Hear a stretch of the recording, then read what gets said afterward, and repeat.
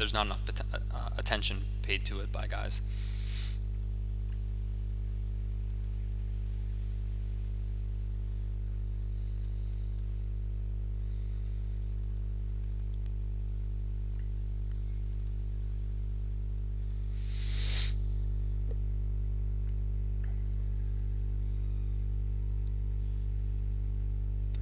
Multi-way here, I am going to play really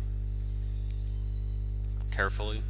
I don't really like to say tight, but there are definitely spots where I'm very, very aware that I need to turn the aggression off. And I think that's something that comes from doing a lot of the range analysis and getting familiar with like where the hot spots are that I want to be applying pressure to, and then where the spots are that there really are just not universal leaks going on in the environment. Like the guys are just not folding too much in certain spots. So developing an awareness over where that is happening, like where they are folding too much and where they aren't folding too much, is a big part of my training. Like developing that pattern recognition and allowing myself to just get more decisive with it. Large sample database analysis does wonders for your decisiveness and confidence, because for the first time you're backed up by the black and white data, and that's where you're drawing your conviction from, which is a pretty stabilizing force when you have that black and white data. Probably the bottom of my call versus check raise range. The bottom of my call versus his check raise on the flop.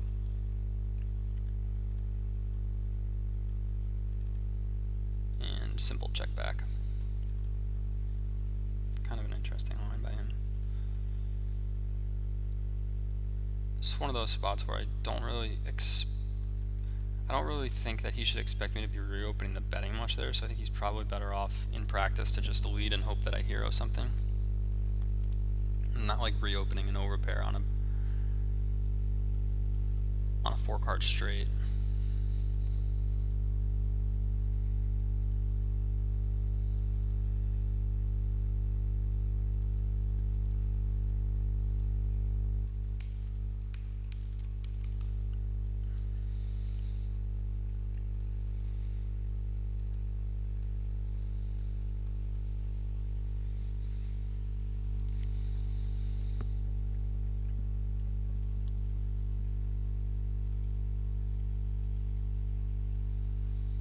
No, it's like the bottom of my calling range here, I think.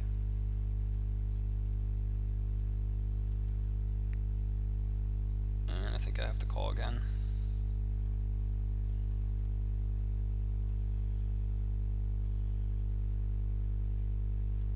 And I think I'm going to overbet.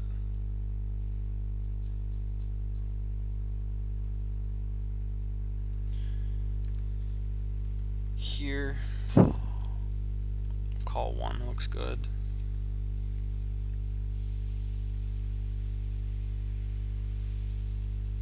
I'll be folding to a raise there. I don't think I get bluffed at any sort of real frequency.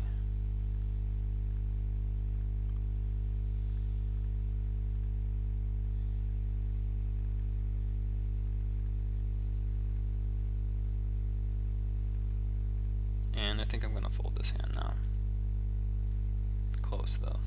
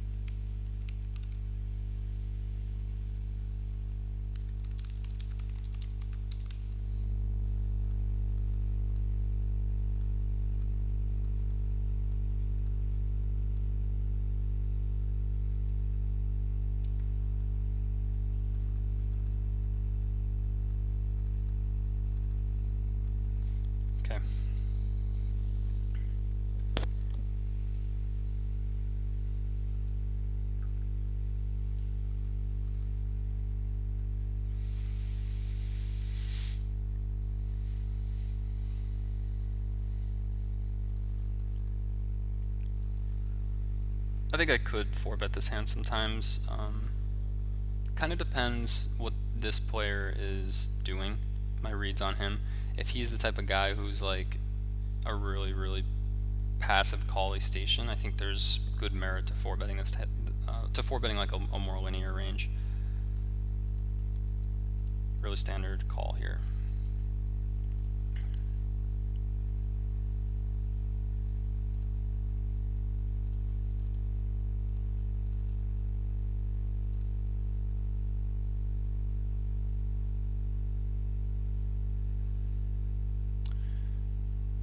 I think I can fold now.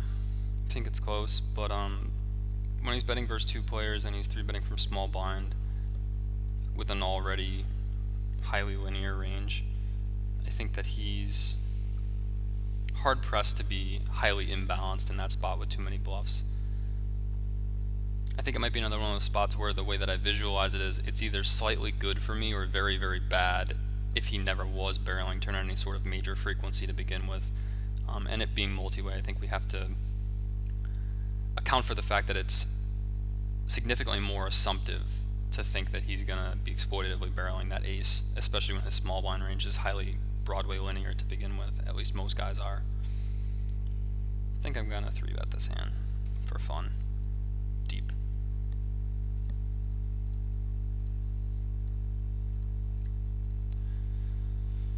Pretty big range advantage on that flop, so and really easy fold on that turn. I think I'd much rather call with like Broadway club X hands than enter pocket sixes into my range there, in position at least.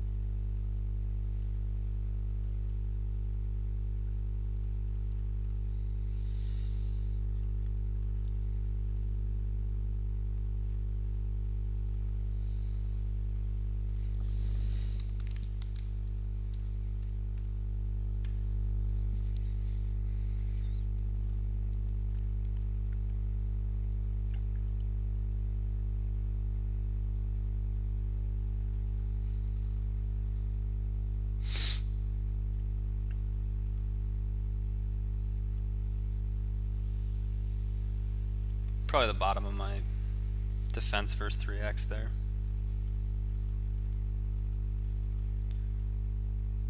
And easy fold.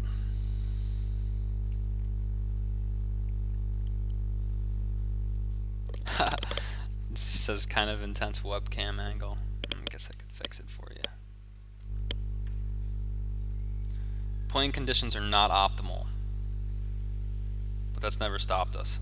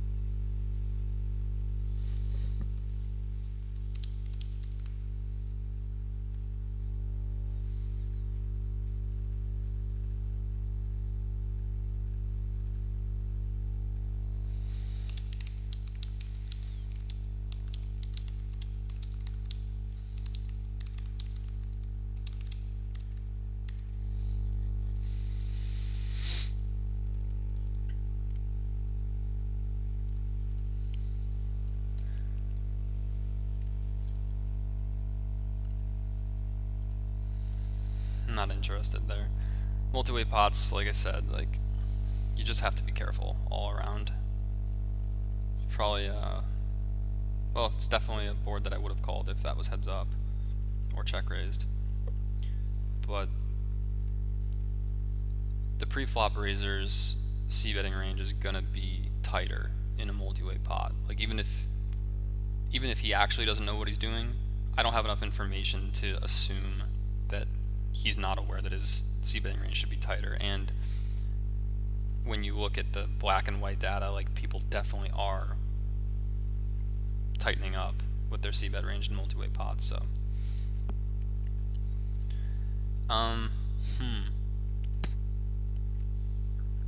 this is kind of a weird spot. I think my range is strong enough that I don't need to defend all my bottom gutters, especially when I'm checking range on the flop.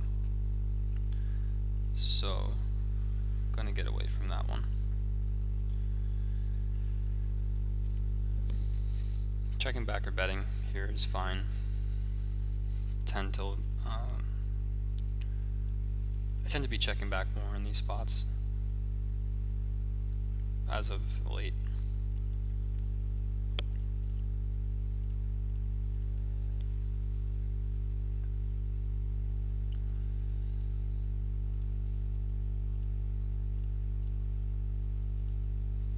I think I show down here sometimes and win. I think he's almost definitely supposed to bet that hand. And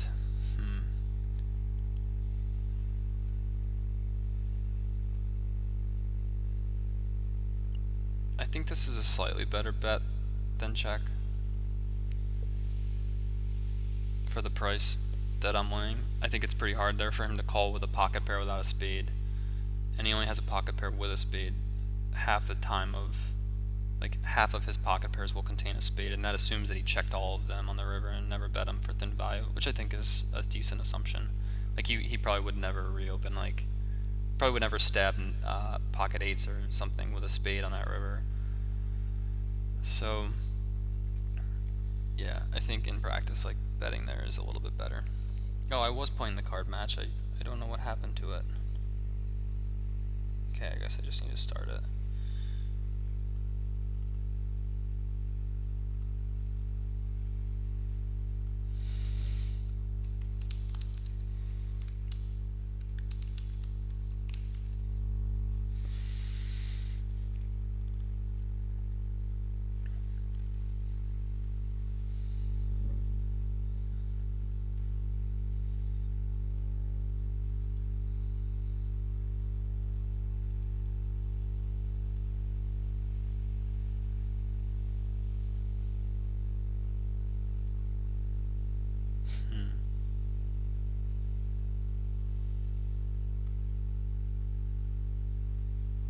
Seems like kind of a tricky thing. Spots like this, my spidey senses just start to go off, and like, it doesn't add up. Doesn't add up enough. I feel like he's trying to level something where he didn't bet the best card for his range, and now he's trying to over rep it. Just, I mean, he could be on like one level below me and just trying to pressure my capped range, but yeah, something just felt off, and I tend to trust that. I've played enough to trust that.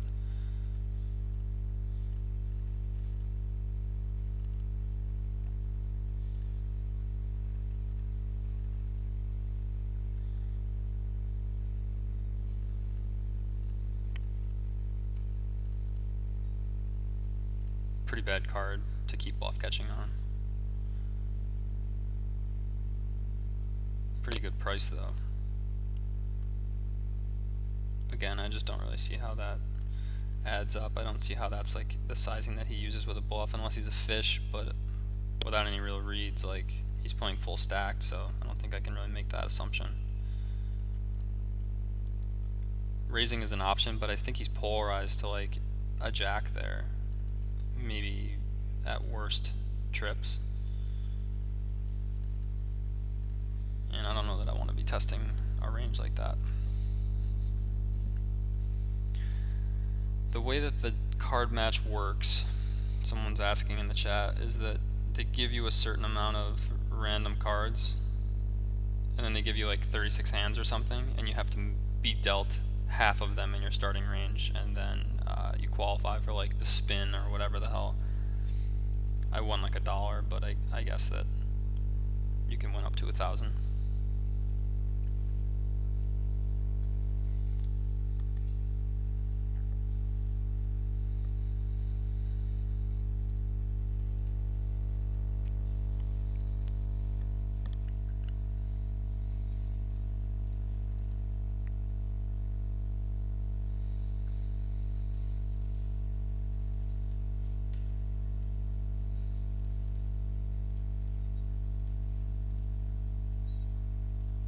Stabbing here for sure. I stab a lot in these lines. I think it's something that a lot of guys aren't doing enough.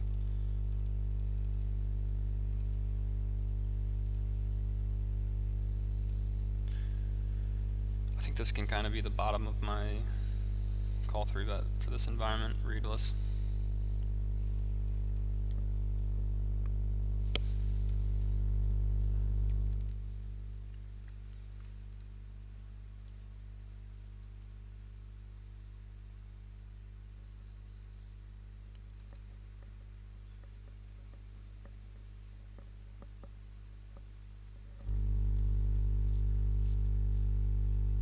And I think I will stab again.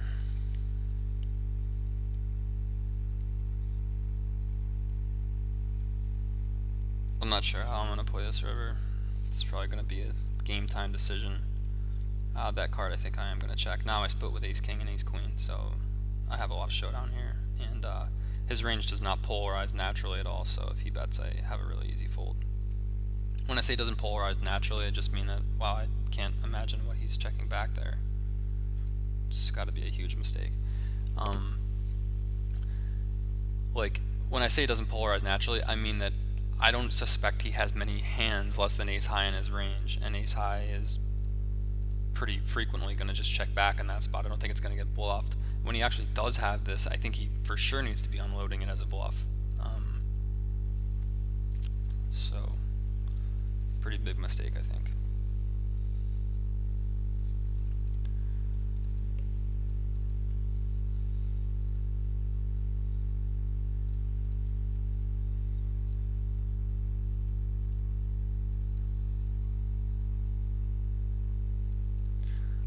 Just check raising a lot. Texture stuff, and not a great spot to check raise versus UTG, but not a bad spot.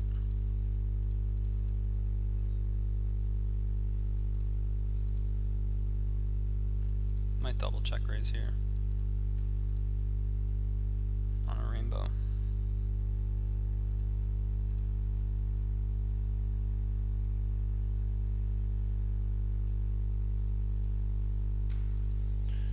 I think it puts him in a pretty awkward spot. I don't think that many players in the environment are capable of check raising twice here. I think I'm going to fold this hand for the large ISO. Probably going to go for the game time decision again. I think that the river card does play a factor. Like, I think this is probably a worse than average river because his ace queen just made 2 pair. So I'm going to choose not to barrel off on that. My river decision here is kind of range interaction dependent. I don't want to be barreling off on a river that I think increases the distribution of his top pair plus, 2 pair plus, sorry. And really easy fold. I mean, what else can I do? Small blind donking here. Without reads and knowing the small blind range is fairly linear, just on average, I'm going to fold here with the preflop raiser behind me.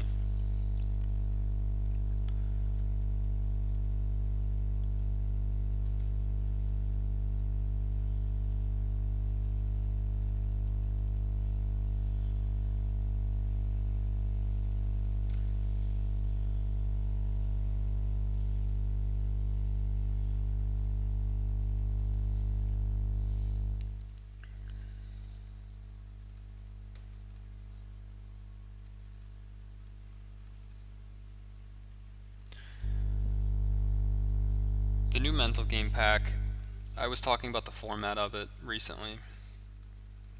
I started talking about in this one how it starts off with talking about what your purpose should be, with a lot of your focus geared toward moving up the ranks and then getting to a place where you can diversify and optimize your win rate that way through game selection and all that good stuff. From there it heads into hand analysis from 5 different players that have submitted footage, and I've combined all of their stuff and sort of broken it down into the 3 or 4 most common mental game leaks that kept reoccurring. Small blind range is pretty strong here. I'm not really interested in c betting even once, and plus with another range on top of it. So it was similar to the way that I constructed the PO Unlocked course, where in February of the year, of the beginning of this year, I started working with like 10 to 15 different guys privately, analyzing their databases, seeing what they were doing differently from me, and from there, I basically compiled a dense version of their most common leaks. Like I made them into sort of one player. And so I began to prepare a course trying to synthesize, like, what if I had to teach 5 lessons to the average guy, what would it be? And so here what I've done is turn that into more of a mental game concept. Like if I had to train 5 mental game leaks for thought processing game, what would they be? Where the PO Unlocked course was like more of the technical aspects of it. And then it sort of led into how to use PO Solver efficiently to direct your modeling process. That's a good turn. George Lambop says, when villain missed the c-bet, you said you stab turns a lot. Do you also barrel rivers? Yes, I do. Don't tell anyone. I think I'm going to go for a big check raise on this river. I think he's going to probably reopen with a decent amount of his Queen X if he's playing correctly. And I'm not sure that there's a ton of value in reopening there if he actually was polarized on the flop. I think a lot of guys would check back a jack.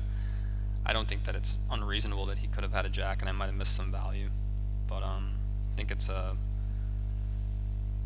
small enough portion of his range that I benefit to try to go for the big check raise in the hopes that he reopens a queen, which I think is reasonable considering that's a pretty good card for my range on the turn. And he could have been, ooh, I didn't mean to time out with the kings. He could have been checking back for pot control there. Are you planning on doing a PO package 3? The answer is no, because I plan on moving into more relevant packs. It'll be something that I bring more context to as time goes on, but basically where the PO course was limited was that it required a lot of people. Like, okay, here's a good example. Some guy hit me up yesterday and he said, hey man, I'm thinking about buying your PO Unlocked course, but I play Heads Up, and I've heard that the 1/3 system, which is a big component of the PO Unlocked course, that it doesn't work as well Heads Up because equities run closer, which is true. The 1/3 thing is used a lot more when we're pushing equity. Multi-way, this will probably be like the bottom of my turn stabbing range. Here I think I can probably find the fold, barely. So it's a good point what that Heads Up guy brings up. And so it's been one of the things that's on my mind. And you know, it's interesting, like, of the 10% of guys or so that have refunded the pack, which to me was like really confidence inspiring that I could offer a pack that expensive and only get something like, you know, 10 to 12% refunds. Those guys were mostly the MTT players or the guys who were playing a format that didn't really coalesce with what the pack was requiring of them. The guys that either were Heads Up players or were MTT players or weren't comfortable revamping their entire strategy by adopting the 1/3 system pretty aggressively.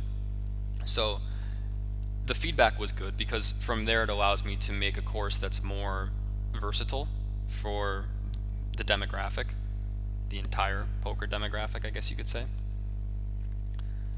I don't think this board gets check raised enough on average. It's probably supposed to be an optimal defense though.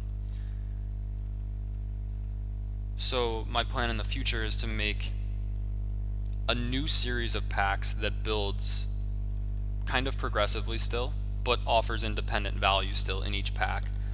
So the mental game pack is next. What I will probably do is do a mental game pack part 2 eventually. But there's other packs I want to sprinkle in. Stuff like synthesizing how to use the database extremely well. database analysis and stuff like that, I think I can defend here.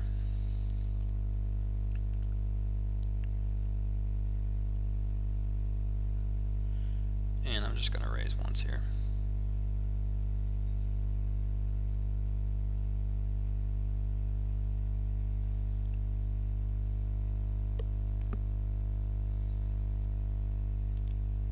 Not all that interested in challenging either of these ranges.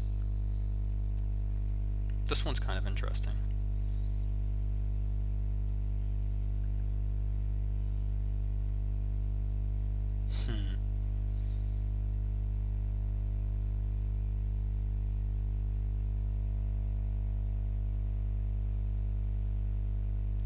I don't see a lot of 7x in this guy's range. I see that hand. But yeah, I thought there would be enough, like he's polarized enough that if he was doing stuff like check raising hands like 9-10 on this flop, that I feel like I can make some pretty good arguments for making a stand there. So yeah, my focus is on sort of using the feedback I get from guys saying that, you know, this pack seemed cool, but I think it was demanding a little bit too much of me, and like moving into trying to create like more versatile products that are still offering really good value and still allowing you to scale your growth, but that still somewhat remain autonomous of each other. Like the next two packs I put out, I don't think you need the first one before the second one, because they're going to be two different sides of the coin. One's going to be a mental game, and the other one's going to be sort of like how to use PO Solver most efficiently when analyzing your databases. Both of those I think sort of stand alone, yet both of them are sort of the very detailed smaller circles of what PO Unlocked was accomplishing as more of a generality. So it's sort of like I've identified two of the aspects of the PO Unlocked pack that I want to sort of go into more depth on, and I'm making sure that I do it in a way where it's not asking too much of people to like revamp their whole strategy, which again was like one of the limitations and setbacks of the PO Unlock course.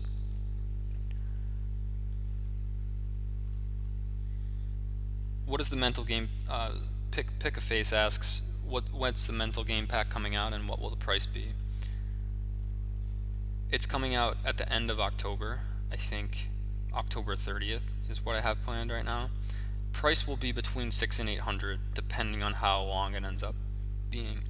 I went back and forth with how I wanted to do this, and since I didn't have a pack 2 ready, like if you guys remember, I released PO Unlocked pack 2 a month after pack 1, and part of the reason that I was able to feel really good about offering the full refund for like a $1,200 pack 1 is that the incentives were in place that if you refunded pack 1 you weren't able to purchase pack 2.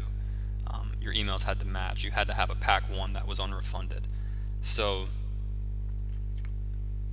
because I don't have a mental game pack 2 already ready to go, I don't really think the incentives are in place to like make that course really expensive and then like ask people to wait 3 to 6 months for like the next mental game pack 2.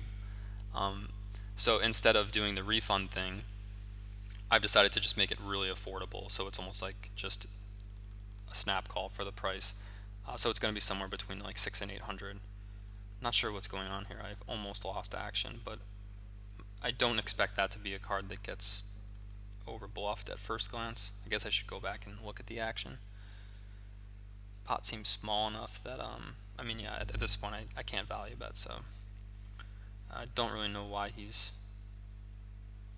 I mean, maybe I mixed the action up way too much, but looks like he was check raising a marginal to medium top pair on the turn.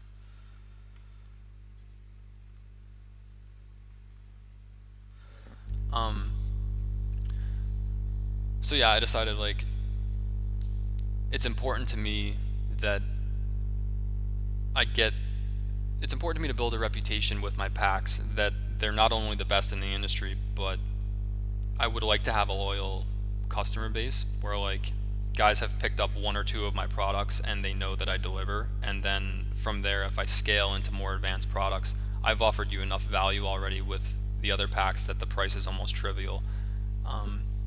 My goal is to eventually keep scaling the packs and build toward a very elite, ambitious inner circle of guys who basically want to keep going full throttle with the program. And eventually, 6 or 8 packs in, it'll land in hopefully a pretty narrow network. I'm hoping of 10 or 15 guys, where that will then be like the Poker Detox inner circle of guys who are like the cream of the crop in terms of their ambition. I just see a lot of value in putting guys like that together and allowing them to pretty much go off in any direction that they want together. If it's to move into higher stakes like 10, 20, 25, 50, all good. If it's to work on different projects together, like outside of poker, even better.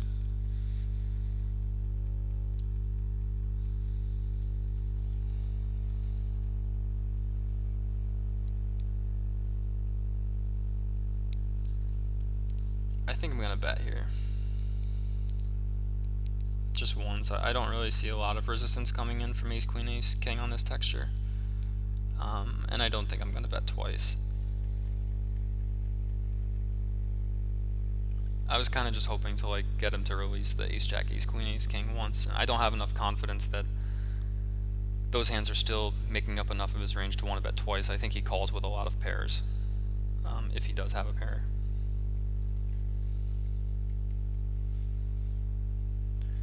Ken Aces asks, if you're betting 1/3 a lot, why the check back queen 7 on king queen 9 two-tone from the button? There are spots where I just decide to check back because the functionality of betting 1/3 is not as conducive to the overall strategy. An exaggerated example would be on ace king 4, if I have king 5 on the button versus the big blind in a single raise pot, it might be a spot where I just click check back. Because I'm not all that worried about someone taking a maximally exploitative strategy versus me, and my hand is kind of protected. It's what I call a locked texture. I don't really benefit from charging his realization, and I don't think I get a ton of value from worse hands that I can't extract on future streets. Ace high here, I think I'm just going to overfold. A portion of king queen should probably be floated.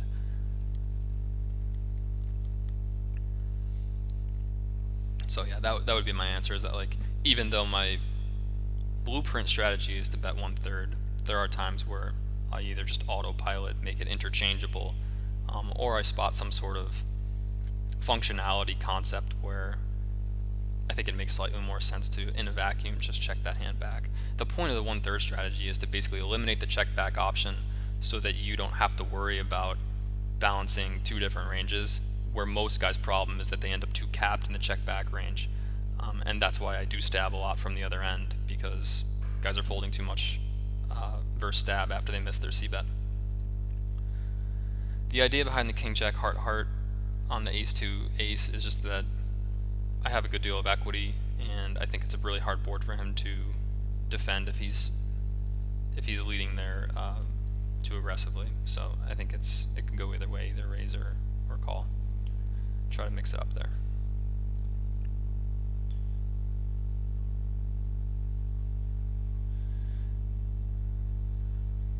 I don't think there's many textures that I check range on, just in heads up pots at least, talking to Aaron. There are spots where I think it makes a lot more sense, but I'm actually going to fold here versus the pot size bet. I think it changes his range quite a bit when he pots pre-flop and then pots the flop to the point where I can exploitatively overfold. He's UTG too. There are spots where I think it makes more sense to start by checking range when big blind has an easier defense on certain textures. That being said, I still think people are consistently overfolding even on textures that are favorable for their range, so I still think 1/3 kind of gets the job done. And you can say well, do you really want him to overfold when you have a hand like pocket nines on queen jack 4? I mean, it's not the worst thing if he folds an overcard. It's never really the worst thing if he folds a hand that was like in an optimal defense frequency.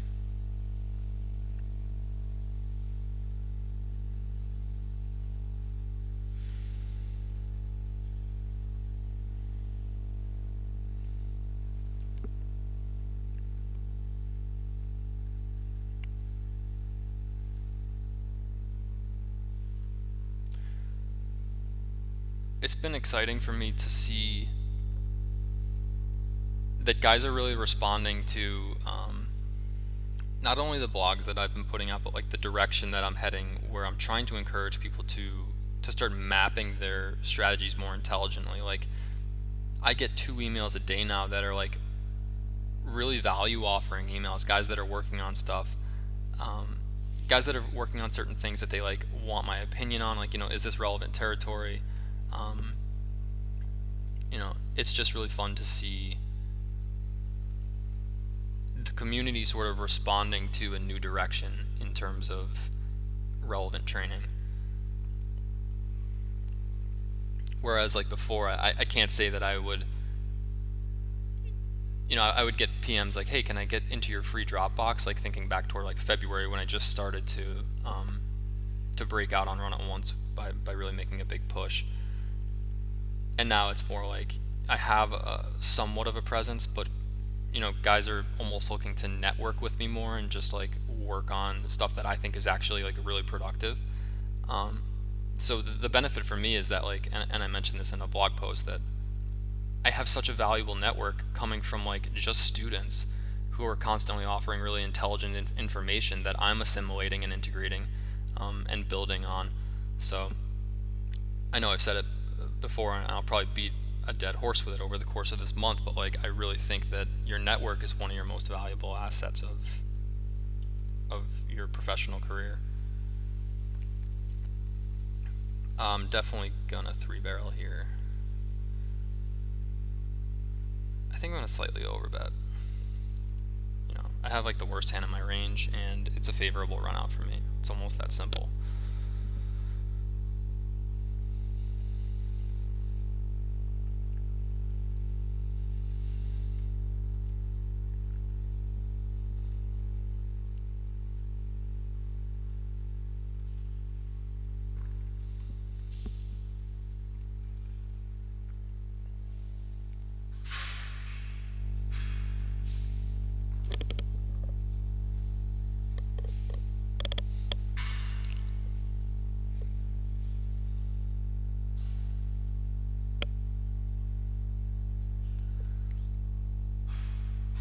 Trying to keep my little corner to myself.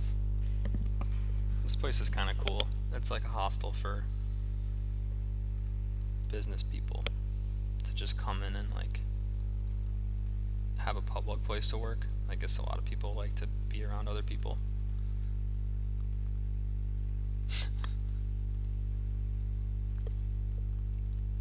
Sure, Ken asks, what do you mean by functionality?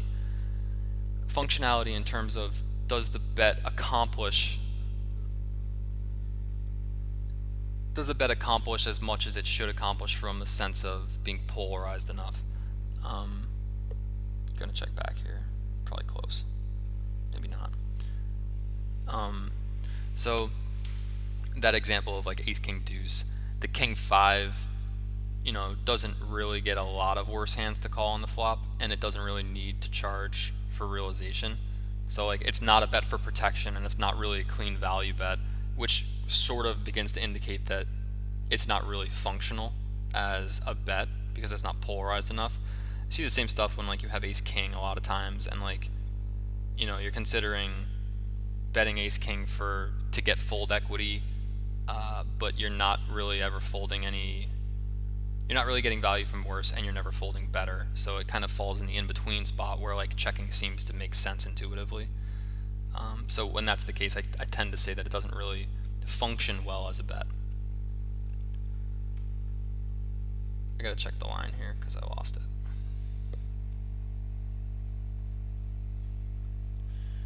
Oh yeah, I'm gonna call and figure it out on the river. Don't think I have enough information yet to fold there. It's just about it.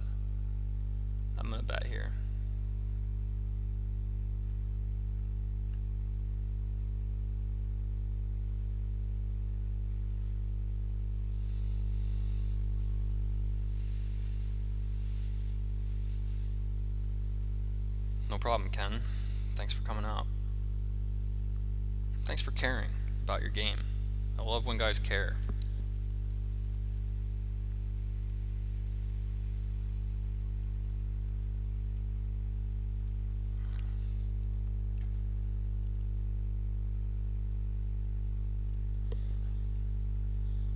I don't like sitting much.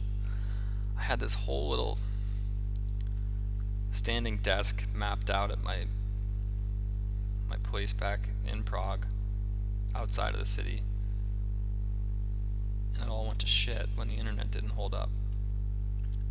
As far as my stamina, I think I get kind of for the most part, I think I get kind of like restless when that's the case, when I'm sitting.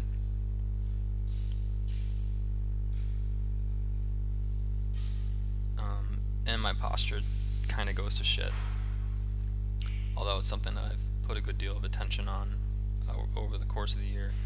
I think it makes a huge difference whether or not you have good posture or not.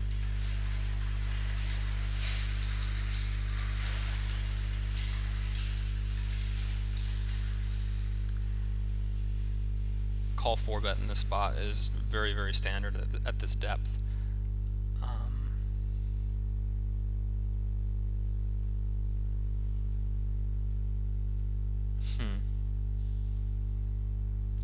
I think I'm going to choose to just fold this flop. A couple of reasons. The main one is that I do think that people are not 4-betting enough. And the second reason being that, like, I feel very uncomfortable assessing his range on future streets if I start calling one. Kind of the same type of reasons I've been using a couple different times in this stream already, that like when I visualize it, it seems like it's either going to end up being a slightly good spot if my reads are right, that he's either like, you know, bluffing enough or slightly too much, or if I was wrong about the pre-flop range that he's actually 4-betting, or like the fact that he might not c-bet there with air or continue to fire with air very often. Then if I head down this bluff catching line, I'm verging on making a very, very big mistake. So when I weigh those two together, it's like, you know, it's probably not a spot where I'm ever in super great shape, and depending on how nitty he actually is, I could be in very bad shape. So I'm kind of just cutting my losses in the flop. There's also textural things at play there too. With a 5 and a deuce on board, if he's 4-betting a bifurcated range, like a forked range, a polarized range, a lot of guys will throw in hands like ace-5, ace-4, ace-3, ace-deuce, and all those hands have a pretty good amount of equity on that flop, because they're either already pairs, in which case they sucked out of me, or they're live gutters.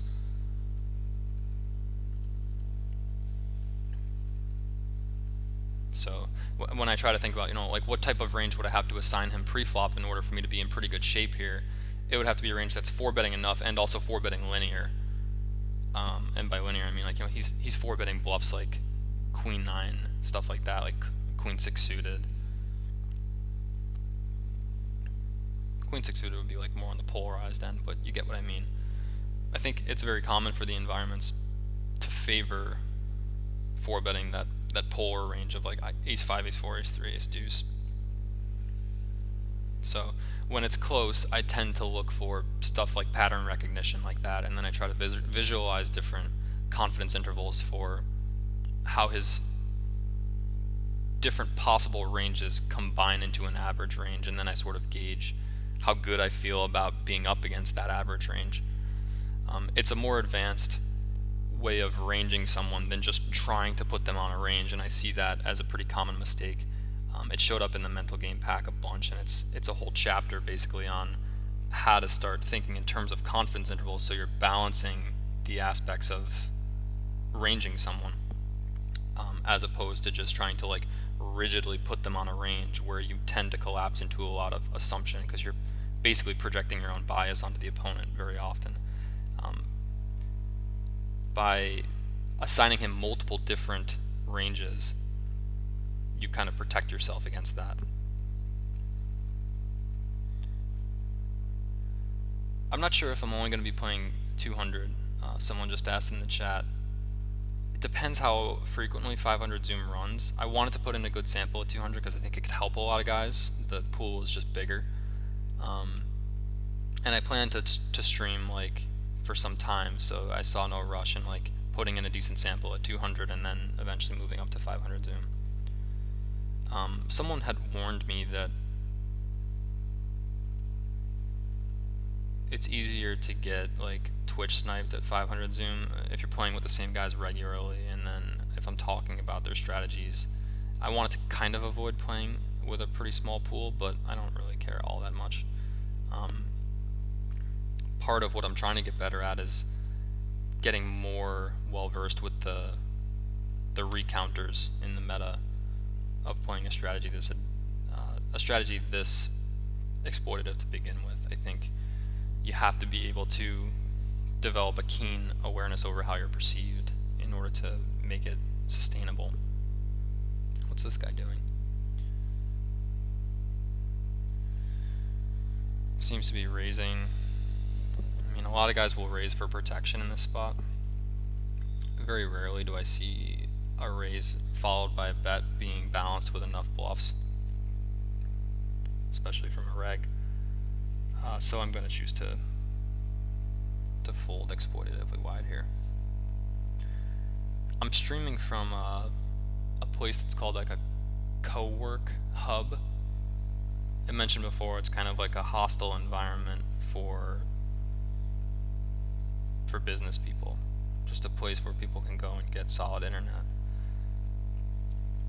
And there's like a monthly membership that you get, and you get a card, and you can basically just like come in here whenever you want, even after hours close.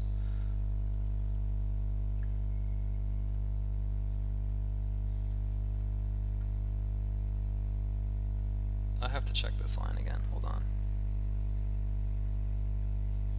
I think I'm going to bet very small as a blocker. I don't want him to be able to reopen the betting with a hand like that. It's a cool hand. I'm kind of stymieing the betting. That's a chess term. Blocker bet, sort of stymieing, preventing him from optimizing with a hand like he had, forcing him into a position where he has to call and can't raise, but still extracting some value in case he was betting a depolarized flop range to begin with, or had a weaker ace, in which case he's still going to call that bet, but may have checked behind if I had checked to him.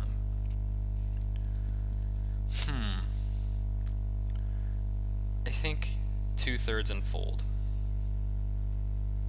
He's going to have some nut flushes that he walks into, but he'll also have a decent amount of like just 2-pair hands and relatively good heart blocker plus ace, like king queen with a king of heart, or ace jack with a jack of heart, maybe ace king with a king of heart.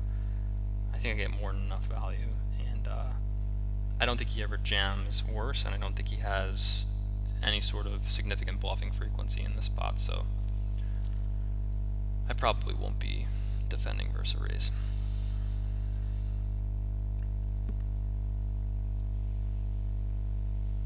I'm not sure why he's tanking that. I think it's a pretty easy call. I mean, considering that he could be dominating more than one thing in my value range, pocket tens or ace queen. So, and he has the heart blocker to boot. I mean, did I just get slow rolled?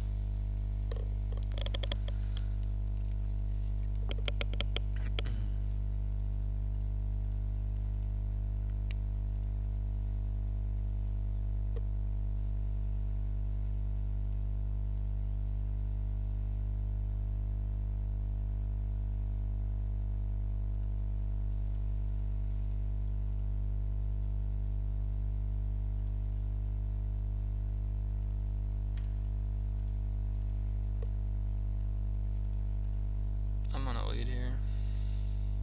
I like charging on the monotone board, and I'll check. Again, I don't think that range is going to polarize very naturally at all, so I'm going to fold.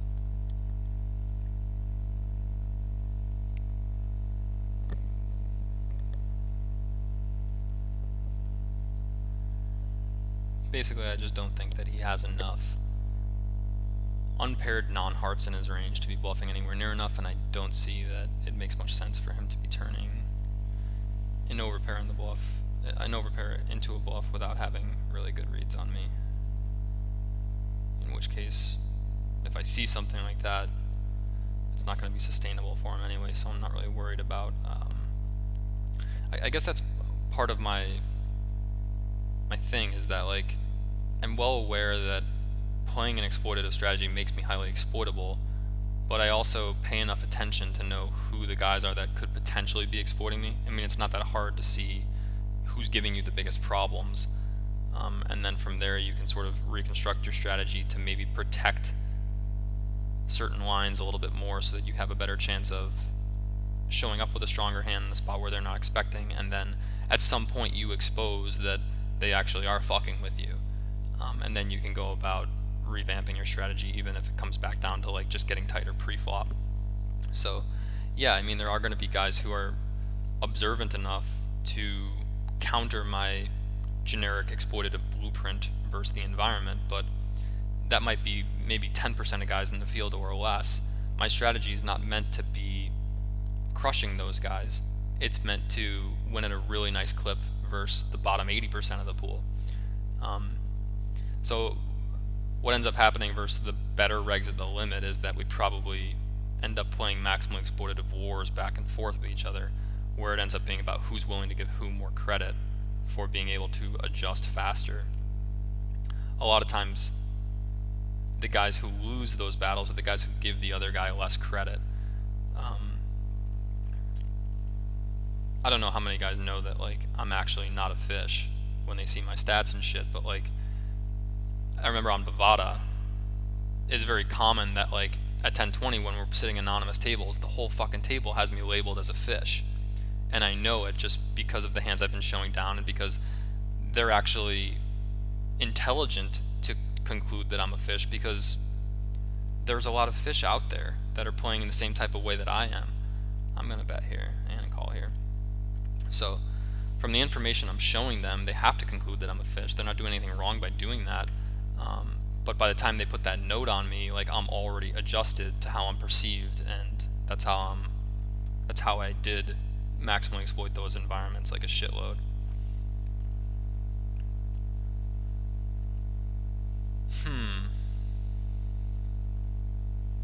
I think I'm just gonna take a free card.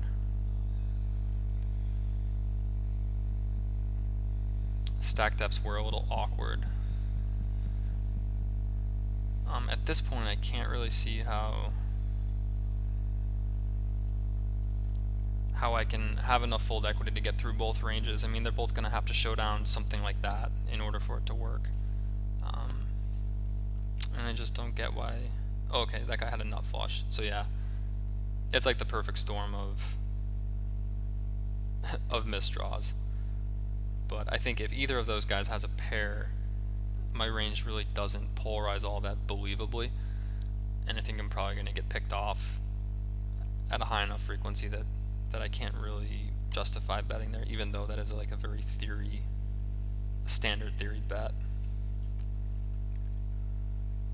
It really has to be like all the stars aligning that both of them miss their draw.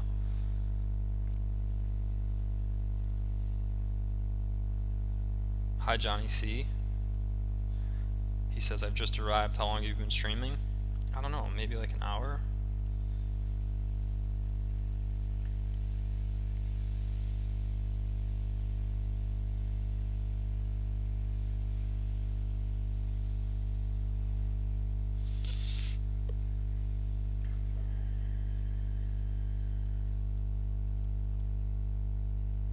That's a good card.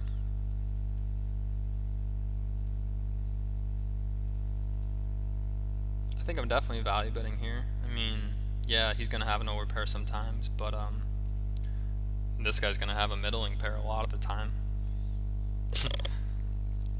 It's a simple analysis, but it contains a lot still, in a lot of ways. ways, I think the simpler stuff is the more advanced because it stays out of assumptive territory. That's not a raise that's getting bluffed very often. Basically because my range doesn't really, like, my range is probably polarized to a 10 plus. None of the hands in his range that could bluff catch need to be bluff raising versus my range. So to me this just kind of screams as something that was nutted off from the flop, or maybe he ran into the cased pocket tens. In any case, my ace of club doesn't really help my blocker game either. So I think it's a necessary river bet, and then a necessary fold. I think again it's a spot where theory guys would get in trouble and say like, well, I'm at the top of my range, but how is your range perceived? And what are the environmental trends for him to be raising in that type of line? Like, that's where I think the awareness needs to expand in order to be able to make better exploitative decisions.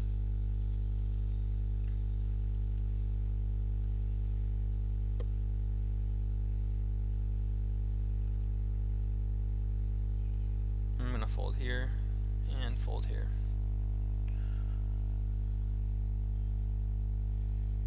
Kind of at the bottom of my turn check call range, so don't think I need to felt that hand to make sure I'm defending enough. Don't have a super high confidence of what his range is looking like there, but I know that I'm not doing anything wrong in a vacuum by folding that part of my range. By the way, Johnny, it's being recorded, so it'll be uploaded to the stream after, so you can check it out on your own time. I feel like I'm getting kind of beat up right now, despite my heater. I feel like I'm running into a lot of tricky, nutted, slow plays, or just guys who seem to be slow rolling me with middle set.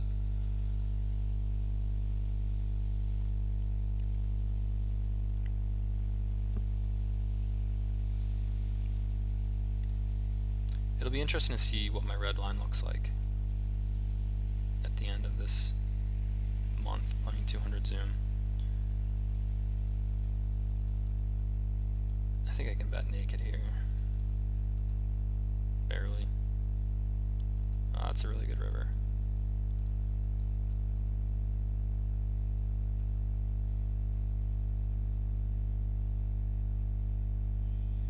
Yeah, I'm gonna bet. I mean, I have the weakest hand in my range. I don't expect them to ever fold two pair, so nothing surprising there. Weakest hand in my range would be like the theory analysis part of it, and then the rest is guys tend to fold too often to river triple barrel just in general, and it's a very good run out from my range where a lot of my semi bluffs connect.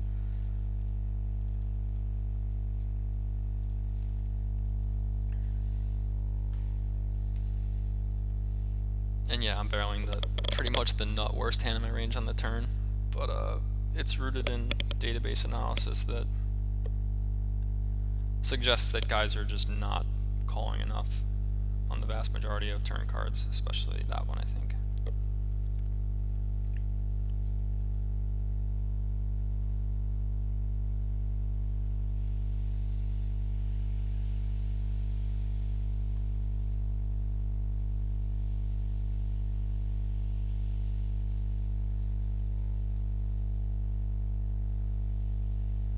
I think I'm gonna check here. Pretty much zero equity in my hand, so if I'm ever gonna randomize toward passivity, I'll do it in spots where I have worse equity. I mean, see, that's very simple, but it's really important to like understand that that's how the game works. You should be trying to centralize your equity with your bluffs. This is a spot where the environment just definitely overfolds, and I'll just bet it recklessly. I think he's got a lot of the type of hands in his range that he did, and when they don't pair the river, they have a really hard time calling enough. So the mass database analysis basically gives me the conviction to be able to pull triggers in spots where I otherwise might be indecisive or doubting myself or getting in my own head with assumptions that aren't driven from black and white data, which is the main benefit of doing your homework.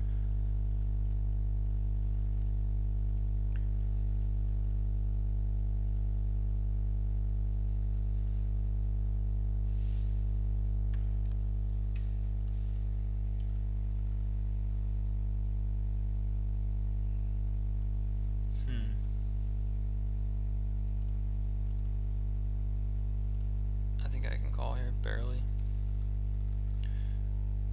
Not in love with it, but I don't think I have enough information there to start making exploitative folds versus short stack.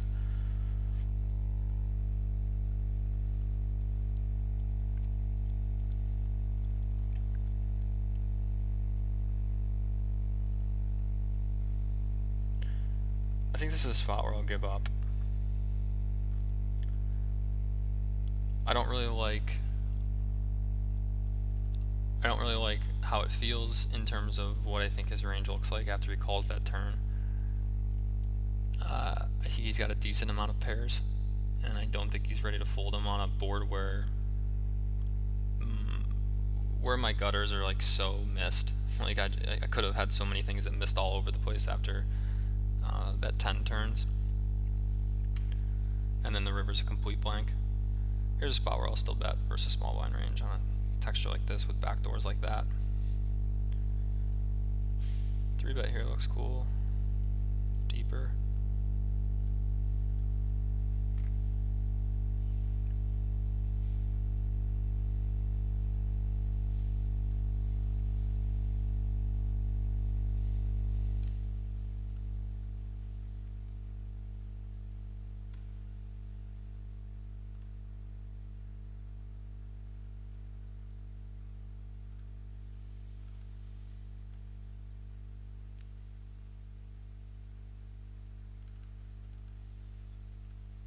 One-third with my whole range, and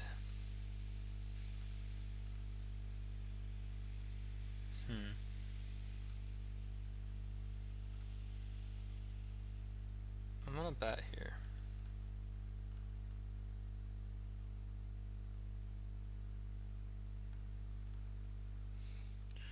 Good question in the chat. We'll talk about it after these two hands.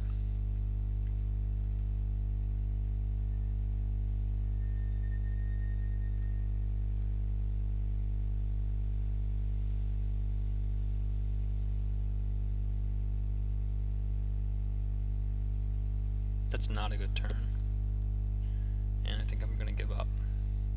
I don't think this guy's gonna have as much ace queen in his range, being multi-way.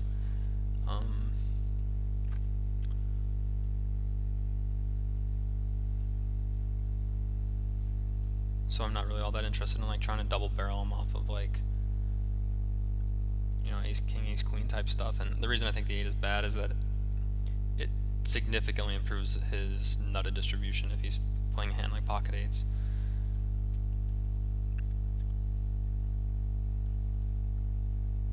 In the chat, the question is, I thought PO helps you play more GTO. Can you explain how that gives you exploitable insights too? Sure thing.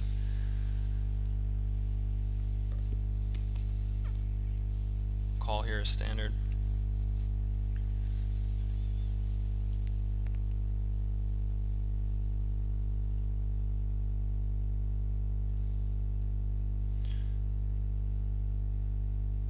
I'm gonna make a pretty exploitative bet here.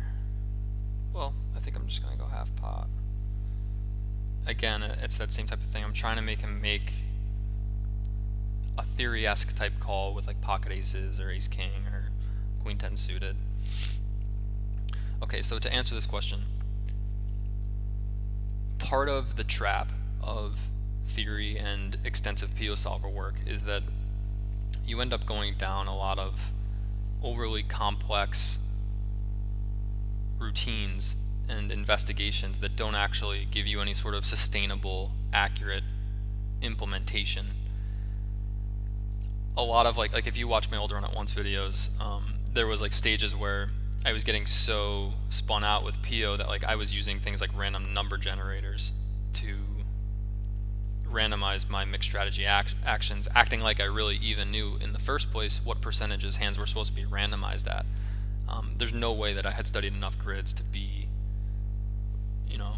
well versed in that. I was basically just like winging it and acting like it was accurate. And you'll hear me say in those videos, like, I know this isn't accurate, but it's important for me to say that I should do it at this frequency and be decisive about it for my mental game state. So it was basically me like knowing that I was off in my estimates, but still believing that it was worth trying to randomize with different sizing options and playing mixed strategy, checkbacks mixed with bets. So eventually what I realized is that strategy really isn't incentivized in an environment that is substantially imbalanced.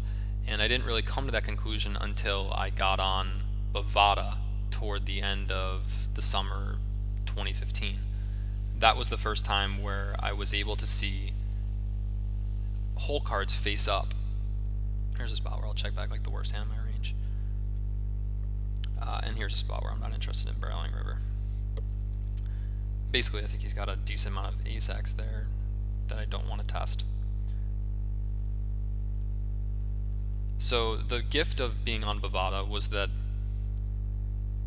I was able to see other guys' hole cards, and from there I was able to justify taking more exploitative strategies more aggressively before I really had the sample size that I needed to justify it. Basically, as soon as I could see everyone's cards, I said, well, okay, like, there's a really good chance that people are exploitable in this direction. I don't think I need as big of a sample to justify that when I have like the literal showdowns in front of me of what they're doing. Like, how many times do I need to see myself get bluffed in this specific spot before I draw some sort of Bayesian confidence that things are not as they seem? So from there, I began to develop more of a pure strategy direction with my PM studying. What I would do is I would start using the node locking function, which is the best thing since sliced bread, because it allows you to basically simulate environmental ranges and then filter for the best maximally exploitative adjustments against them. Basically, it allows you to get more familiar. This shouldn't have been a call, by the way, that's too loose. It allows you to get more familiar with when a mixed strategy should become a pure strategy, assuming villain is imbalanced in this direction or this direction. Once I started to see that the mixed strategies that I was forcing myself to care so much about weren't actually being incentivized by the environment, it became more easy for me to like decisively exploit people by not mixing, which is actually more simple because now I'm taking one strategic option with hands much more often, not two or three. I'm going to block her bet here.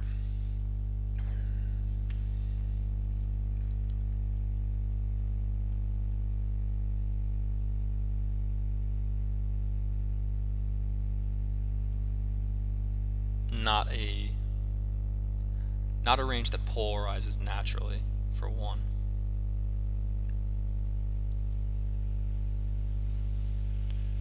And not a range that will likely bet without a jack.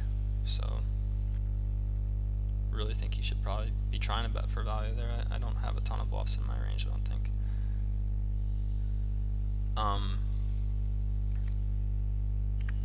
Let me try to regroup my train of thought.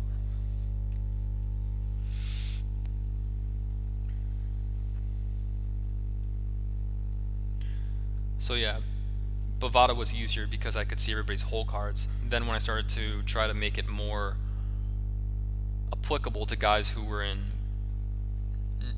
different environments, I started to dig a little deeper. I started to say, okay, how can I continue this? I'm going to call here.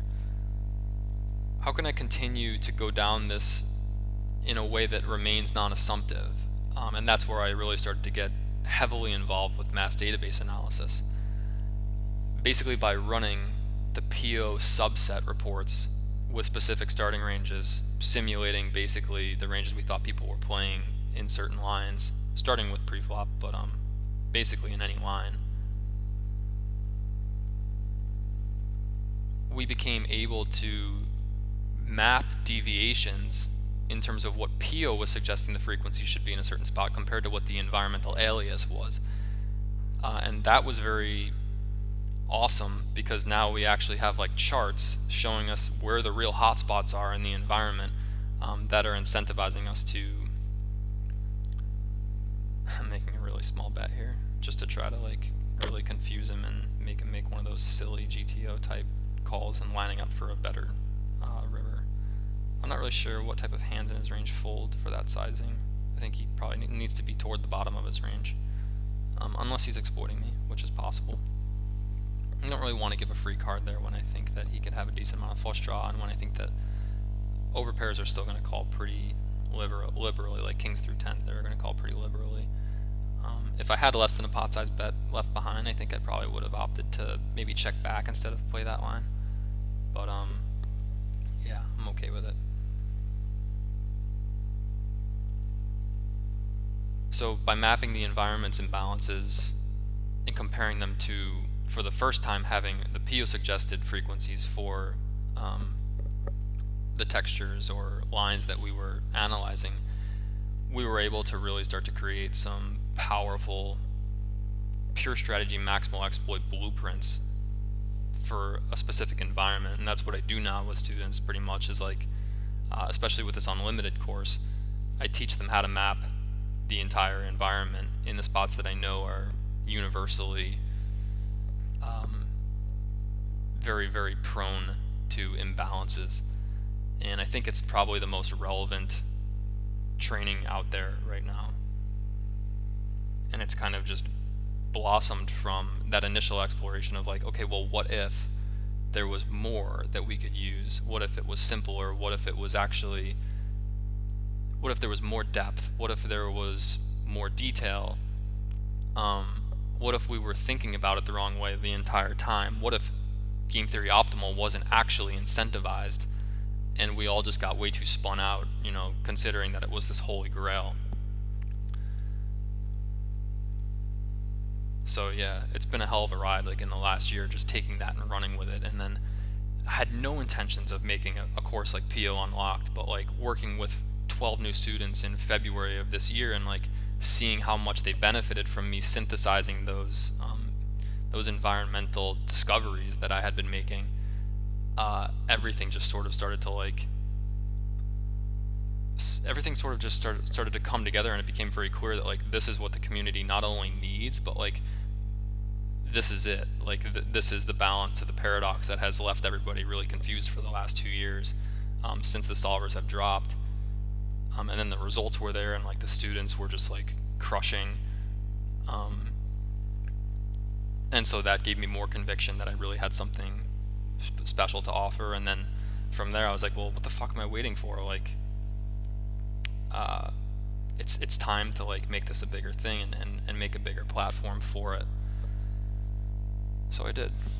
I basically said like, this is happening, and no real reason to delay it. Like, sure, I had hesitancies about like starting my own website and shit like that, but like at the point at which pure value is staring you in the face, and your reason for not doing it is that you're not sure if you're ready yet for that type of exposure, or for that type of responsibility, or for that type of commitment, is basically just like a moment where I had to kind of just grab my balls and say, you know, this is happening, and putting it off is just stupid.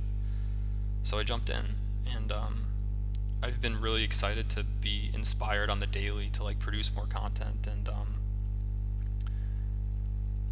really happy to see how it continues to build through working with guys, like through giving over and over again. Guys come back with ideas that build my future packs for me. Like, that's been the really cool thing, is like, I think I'm going to choose to fold here. I don't think that raise comes in frequently enough, and I don't have a heart. I said this before, that like so much of the information that I get, that I then synthesize into higher and higher value, is from the feedback I get from students, the feedback I get from my network. So that's why I'm so excited to keep going with the network. Like, who really wants to keep coming and demonstrate that, you know, they're ready for the next pack and the next pack, and that they're not going to stop building their context. I think it's the one thing that I love to see more of, is like, I want more friends that have the same degree of ambition that I have, because I don't meet a lot of people that do.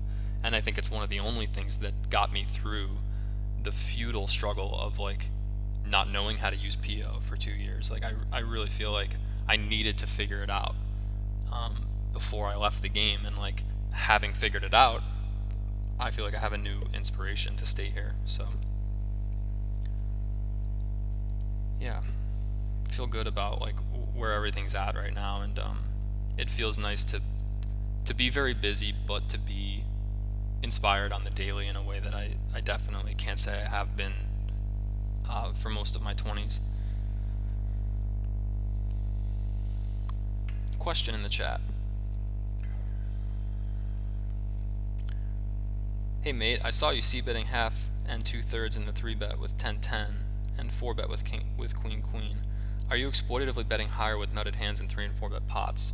Yes, especially when I believe that the villain's calling range on a certain street is inelastic, meaning both of those textures were such that if he had hit the flop, he had hit it in a way that was probably calling 2/3 or half pot the same as 1/3, meaning his sizing, meaning his defense frequency wasn't really going to shift that much depending how much I bet based on the board texture. Good question. Good observation. Don't tell anybody that I do that.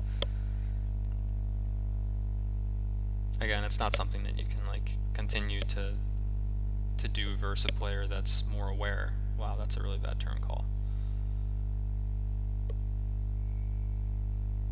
But it's something that I'll implement in more of a vacuum environment.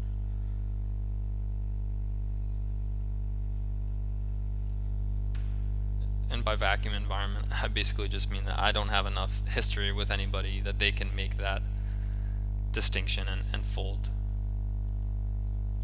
with such high confidence that that's what I'm doing.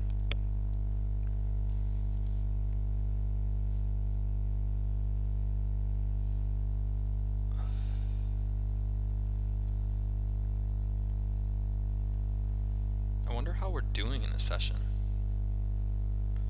I guess I have to be up a little bit. Buy-in maybe. Who cares?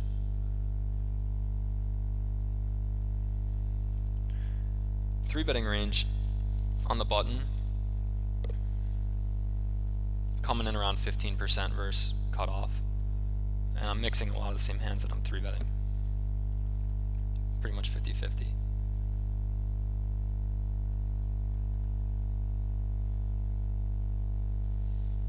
Sometimes you can get good information by waiting around.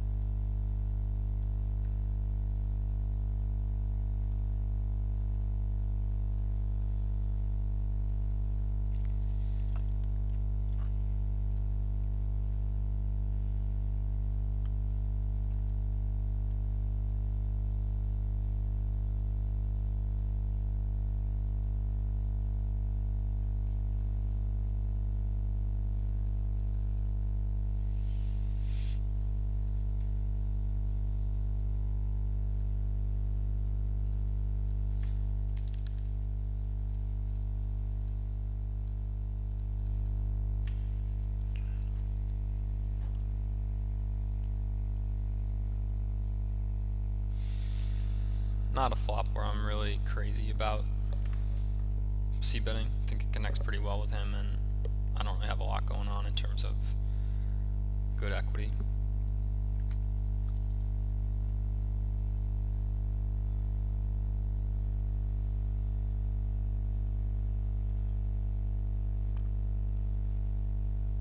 Definitely folding there.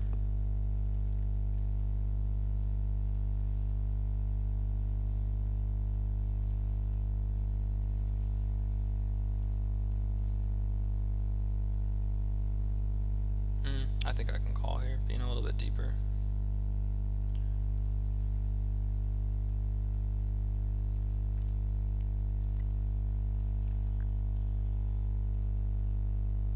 And I'll balance my check raise.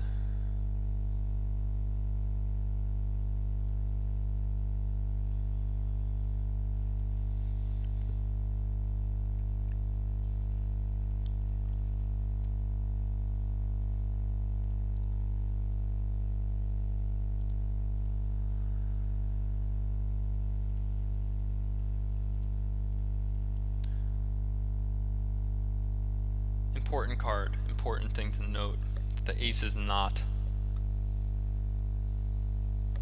offsuit, which means that he can't have a nut flush, which changes the strength of my hand drastically, and I think makes it more than strong enough to just go in and barrel off for stacks.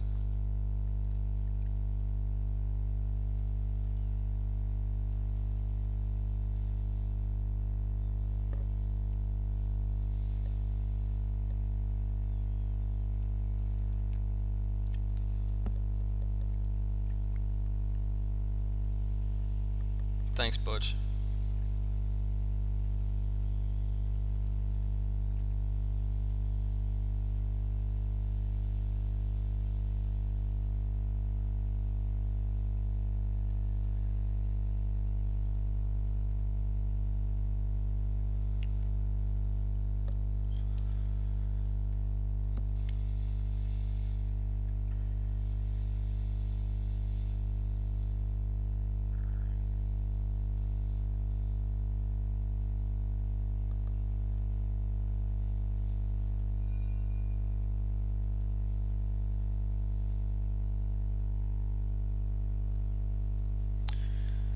Question: when you map the environment and compare to PO, how many flop subsets did you analyze altogether?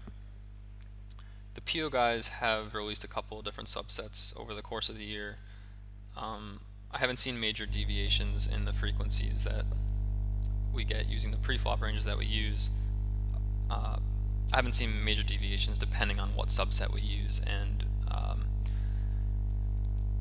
guys on my team have talked to Peter, who's the creator of PO Solver, and he's verified that the newest subset, which I think is only like 50 or 60 flops,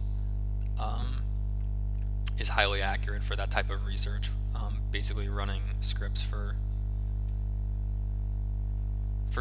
getting solver suggested frequencies across flop, turn, and river in different lines.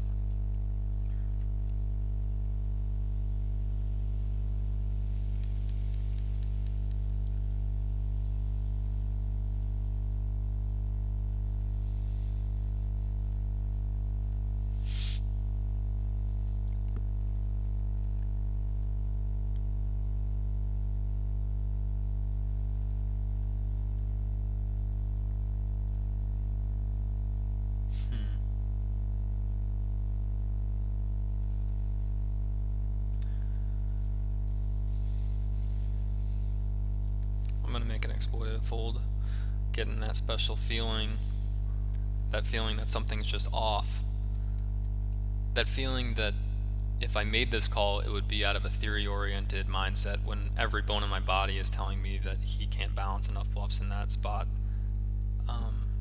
because I think he unloads his bluffs earlier than the river on that texture, mainly.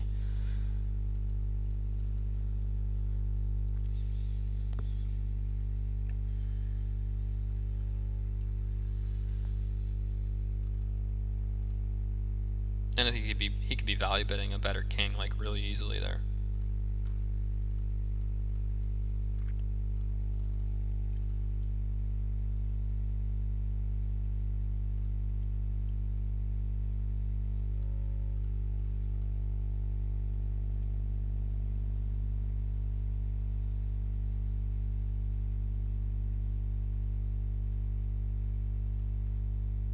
I don't think I'm very interested in this.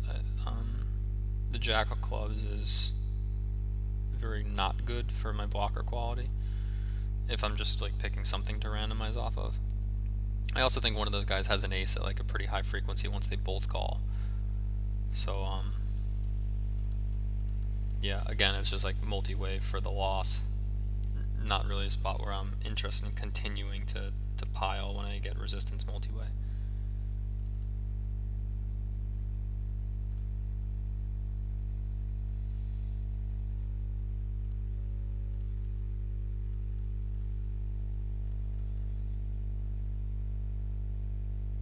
Here's a spot where I'll fold exploitatively. I just don't believe that enough bluffs are balanced with that sizing in that formation. I think you'd have to be turning like pocket pairs into bluffs, and I don't see that.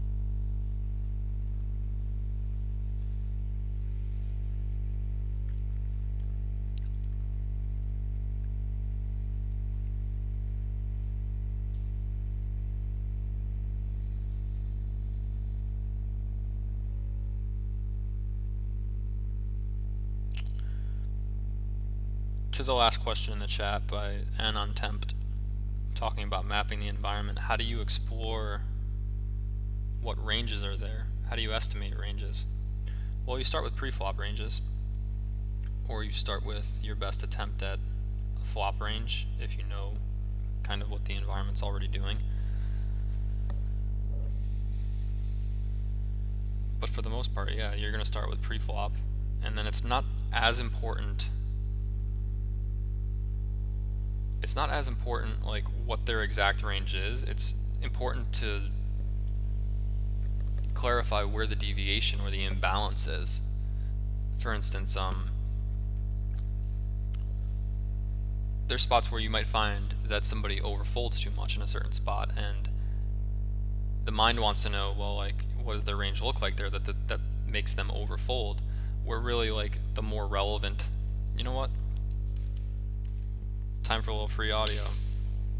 Something that I thought, why not do this when a good question sparks something in the stream.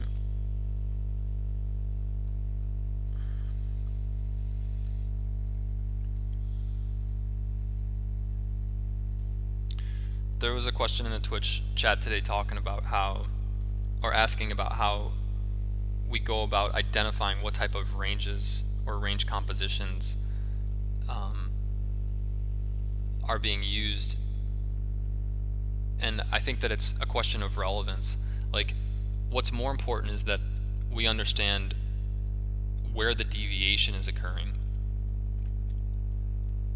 If there's a significant deviation occurring, what matters is that we're exploiting it, not that we understand exactly what the composition of villain's range is in that spot. So if you take an example where, like, I'll just give a blatant one. Like, you understand that on a certain texture, the single razor, the preflop razor in a single raise pot is folding too much versus a check raise. The mind wants to go down the tunnel of, like, how do I explore the range that he's using there? And this is something I've, like, discussed with students, like, very recently too, where we were tempted to try to figure out how is he overfolding too much in this texture. What must his c-betting range and fold to check raise range look like in order for him to be folding too often, when really, like, that's a waste of time. You have the black and white data telling you this guy's folding too much, just get check raising. So a lot of the mapping process is about learning how to optimize your time, because there's so many like tunnels you can go down that aren't of highest relevance. And if you're training for win rate, which you should be, because like I said, your purpose as a grinder should be to get to high stakes as quickly as possible and stay there, then you really have to start to, like, prioritize where you put your focus, because time is money. If you put 100 hours into studying and you do it substantially more relevantly than the guy who puts 300 or 500 hours into studying, you guys end up in the same place, except you get there faster. So a lot of questions that I tend to, I think, answer very accurately when students come to me is I don't answer the question directly. I say, is this question actually highly relevant enough to answer it or engage it directly? Or can we go one level up from the question and render it irrelevant by seeing that it's not actually the most beneficial direction for our attention if optimizing our win rate is what's more important to us? I would rather just take the exploit based on the black and white data, not knowing how his range is comprised, and move on to the next part of the analysis, or the next stage of the analysis, or the next line that we want to look at. Okay, hope that helps, bro. It's a good question, and it's come up recently with some other students who have been kind of putting in work building databases.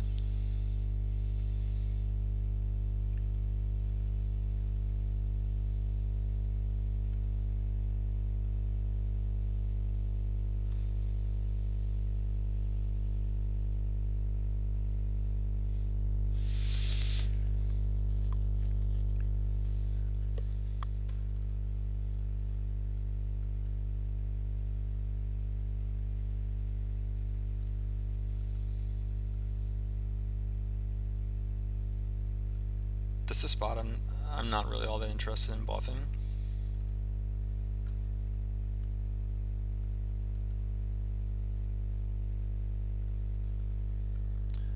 And here, look, my hand has showdown value. It's going to show down sometimes versus a weaker ace. It's not going to show down very often, but in a spot where it does have some showdown, it makes it harder to justify betting, because in order for the hand to be indifferent to betting or checking, he would have to fold now above whatever we would call like naive 1-a. That's a concept from Will Tipton's No Limit Expert Hold'em book, worth reading about. But it's something that I'm just thinking about, like in a spot like that. Like when I have showdown value to check back, I probably need more of a reason to justify mixing the hand as a bluff, or collapsing the hand into a bluff instead of the check back, because for every percent of equity that I have to check back, I'm gonna need like him to fold slightly more. It gets harder to justify bluffing that type of hand the more equity you have when checking back. Simplest way to put it, I think.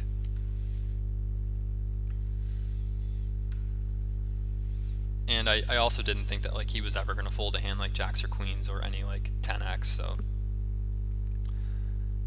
I didn't see a lot of prospects there. How good is using these 33% bet sizings versus fish? How much do you use it all the time, consistently?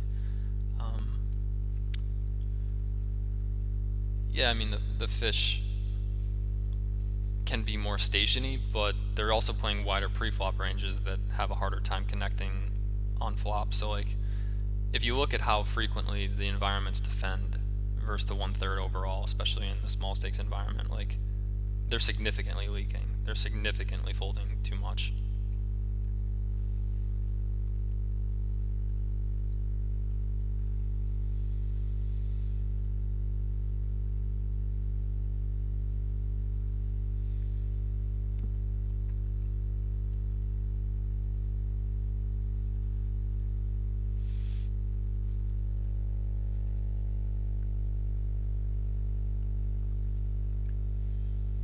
What's the reason you're opening cutoff 2.5 BB and the last time you're opening 2 BB? I'm on autopilot and I'm just making sizing deviations. Why is this guy betting pot? I think we have to call. I don't like that he's potting it. There you go, bro. I'm gonna min raise. Make sure that I do. So there, I mean, it's a short stacking player, and I just don't think I have enough information to find that fold with a hand that's so far up in my range.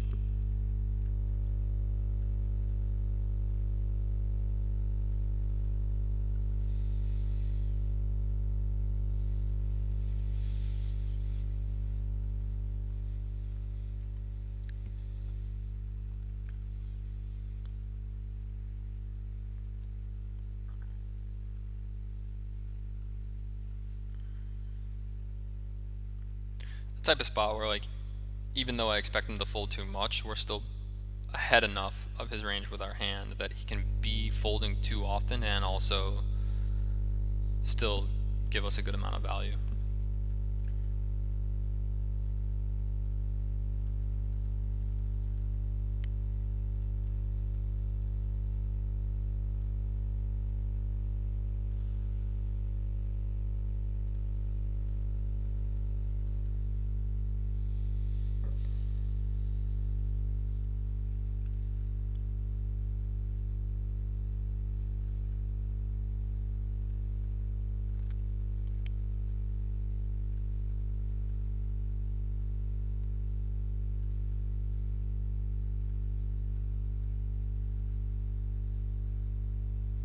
Mix it up here. Call or raise, I think, are both okay.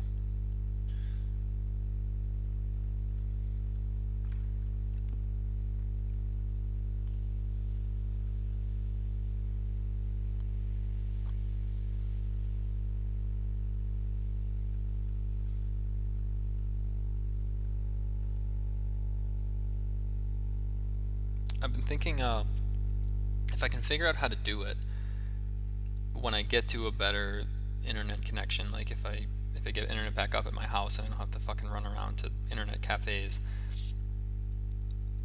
I can have like footage on backup that I've either voiced over, or I can just play footage that I've recorded even without voice. And I see no reason why I just can't like stream that and then go like do my own thing around the house and just like leave the stream up, come back and answer questions every now and then on it. And that way I could just like be doing almost twice as much streaming, still putting good value out there, and not really having to do anything except record my sessions away, record my sessions that I'm not streaming and then just like throw them up on the stream. I'm also probably going to be repurposing this stuff onto YouTube, so that'll help too.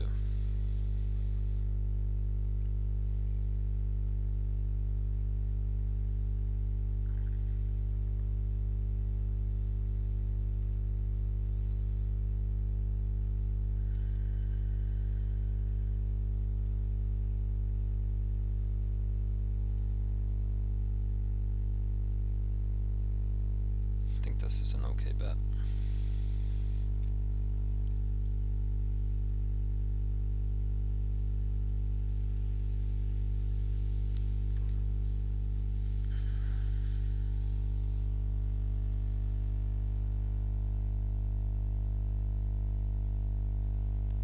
This question is kind of a follow-up. How big of an imbalance is big enough is big enough to be worth looking deeper into?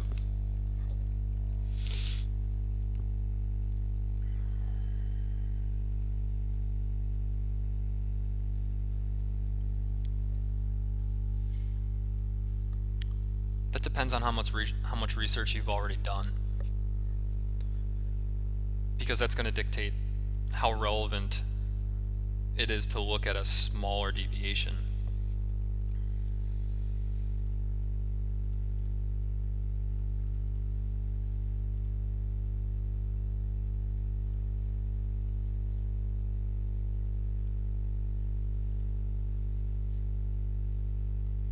I'll follow up on that in a second.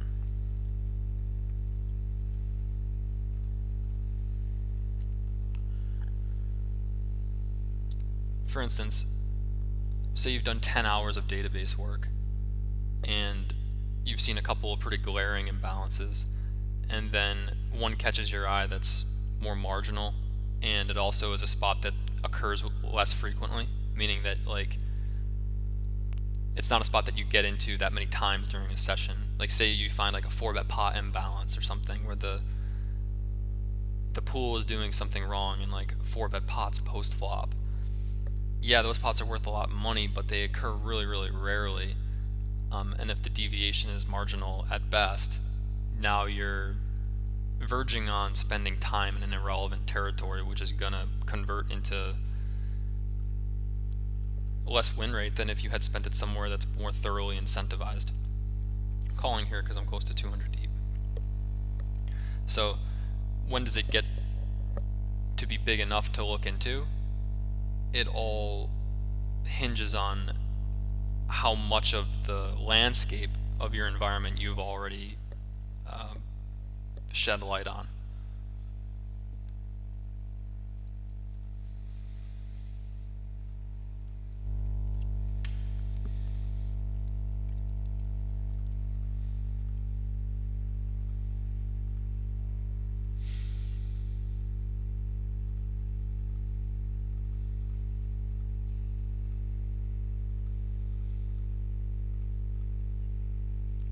Mr. Sweets 87.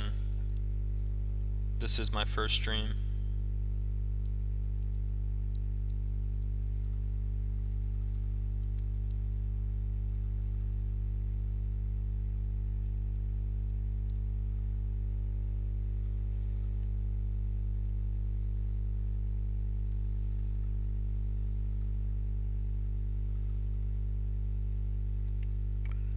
I think I'm going to find the fold in this spot for a couple subtle reasons.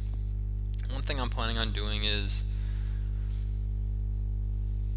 since I have all these recorded, and since there's always going to be stuff that I am kind of keeping to myself, part intentionally, part because I just don't have time to go into detail on every single subtlety, I've been thinking about potentially doing like a behind the scenes version of all of the most advanced spots of this month,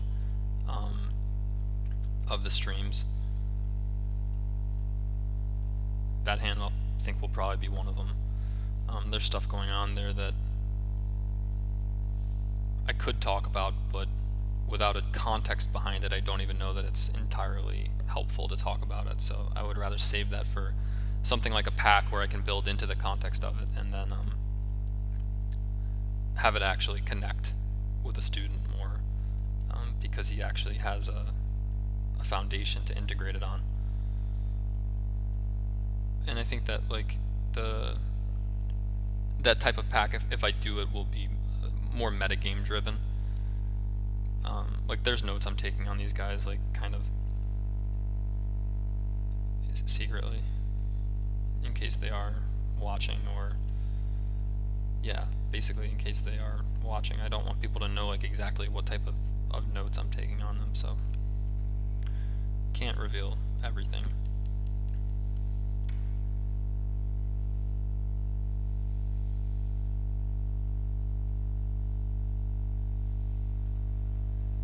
The Monday stream was a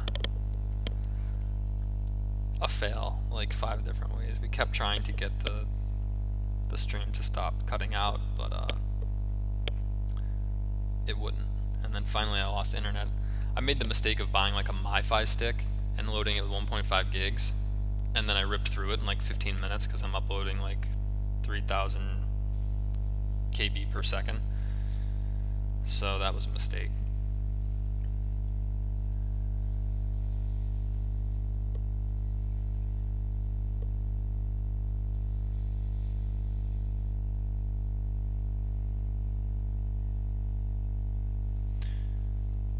Somebody said no delay is definitely way more accessible. I don't think I can do that though, because then anybody who's playing could just see my whole cards mid-hand. Right?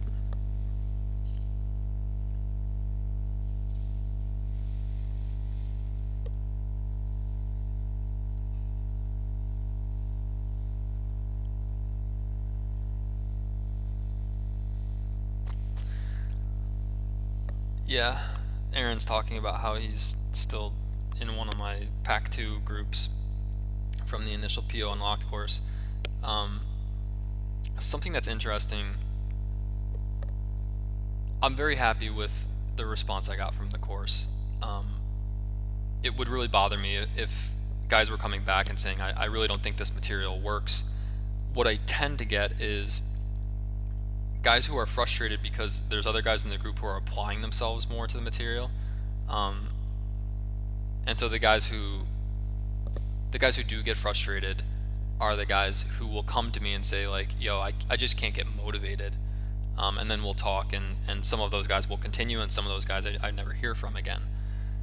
it's funny to me, or not funny, but it almost was a wake-up call to me that, like, let's play this hand first. I think for a pot size bet, I'm just going to fold there. The wake-up call to me was that I thought that I was creating a ton of leverage by assembling two fairly expensive packs back to back, making guys pull two triggers on them to get into the Skype groups. The purpose behind doing that was that I didn't want guys to flake out of the Skype group. I really felt like it was the first time where something was being offered where guys were having to make a fairly big decision that they wanted to commit to something real.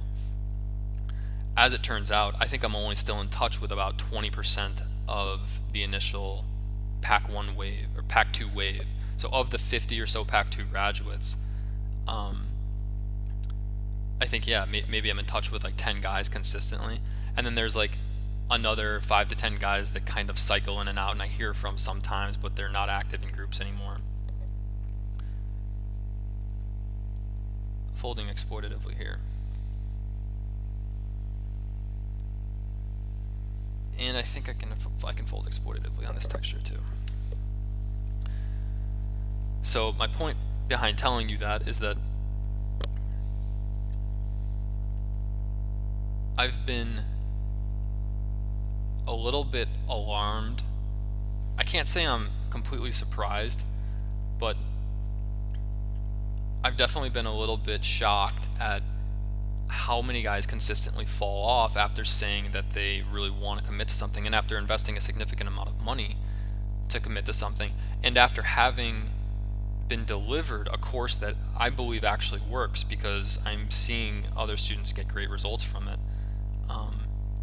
It would be one thing if I felt like the content wasn't high enough caliber for guys to be able to integrate it, but the problem, or the thing that guys don't want to face, is that I can tell you all of this shit about how to do the mass database research, but it's still going to require you 100 hours or more to research your environment, integrate it, and then apply it, apply it in practice and move up stakes. So it's kind of interesting, because like in a way the magic pill is here with PO Solver, and I think I've done a pretty nice job of simplifying it in a way that no one has really done yet. But the cool part is the success barrier is still very dense. So that's what's been really exciting for me as a coach. It's like, especially with giving away free information too. I'm not afraid to give away free information, because I know it really depends on how much the guy's going to put in after that. And to me, that makes it really fun to know that like the success barriers are this dense that like you could actually just expose everything, and then only the top 1% of guys are still going to do it anyway. So my whole point behind starting a new program and sort of leaving PO Unlocked course as sort of like a standalone course, just starting something new, is to create more of a commitment factor to it. Have the first two packs like very, very cheap, but still high quality, to get guys very interested and loyal to the fact that I'm delivering on great value. And then for the guys that want to continue to ascend, the packs become more expensive from there. And my goal eventually is to like I don't want there to be more than 10 or 15 guys that get to the end. I'll figure out what to do if there are, but I'm going to scale it in a way that like this network is going to be elite, and I don't want guys to get in it who are going to be bailing out or not contributing equally, because then I have to be the asshole that steps in and says, hey dude, it's just not going to work, like you're not pulling your weight, and see ya. Because I do have to take that responsibility as like the one facilitating these groups. If I'm gonna advertise something as like a super elite, high stakes, no limit inner circle, I can't not monitor it. So my goal is to sort of protect myself from having to do that. Oh, I want to 4-bet this guy. I want to 5-bet this guy really bad, but I won't. To protect myself from having to do that by making more layers of the program, so that the process of natural selection is kind of happening on its own, in a more accelerated way than was going on with the PO Unlocked course, where I thought 2PACs would do it, but 2PACs still only left me with 20% of the guys who initially graduated from the course, 3 or 4 months later. So just trying to do that on a bigger scale, a more committed scale, and trying to do it with packs that are both more versatile and more synthesized and more value driven. Like, I'm getting better at deciding what is actually most relevant to train someone from a baseline context upward, and that's sort of going to be how I scale that that new program that ends up being like the future of the site.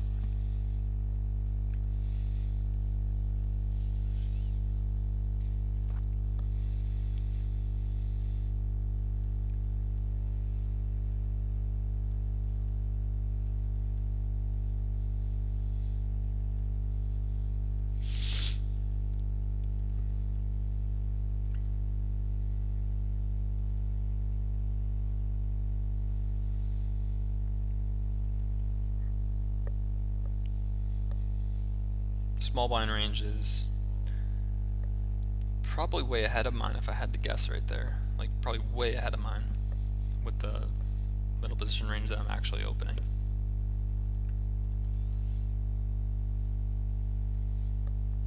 I think there's some sort of, the buzzing noise is like some sort of feedback from my computer and the microphone. The room is completely silent, so it's not like air conditioning or anything.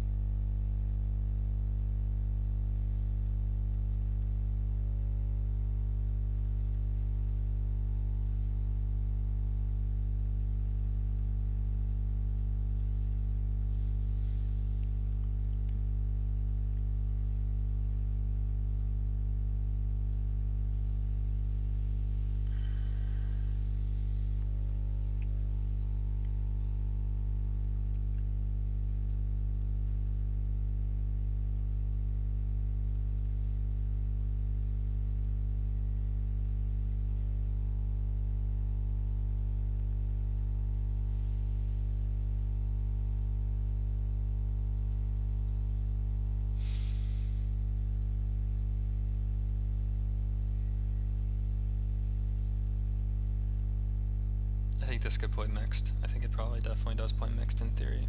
Check call and then sometimes check raise. I would guess it gets check called more than check raised.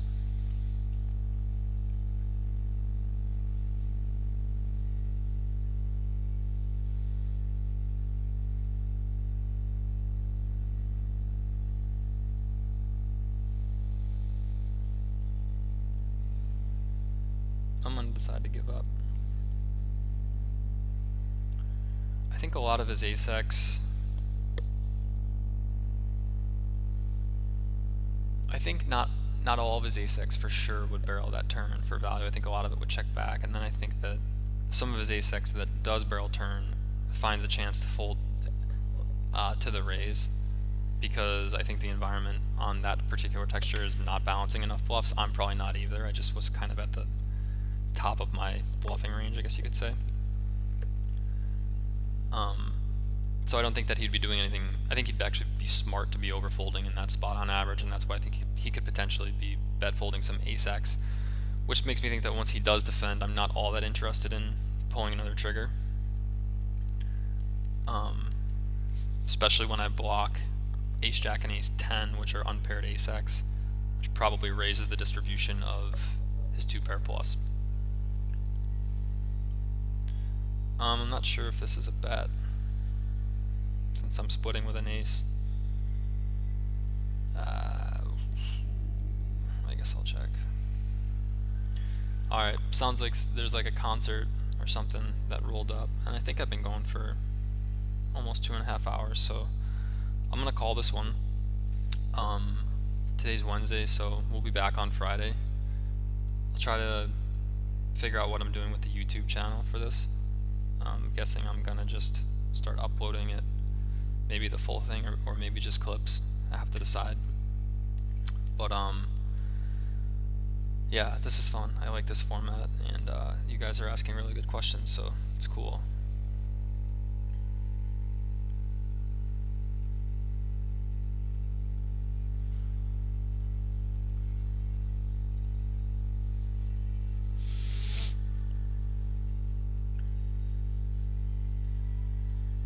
Sweet home Alabama.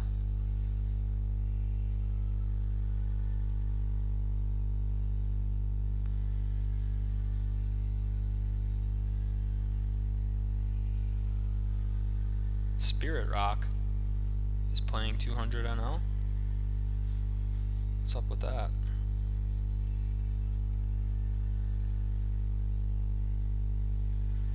Standard hand here.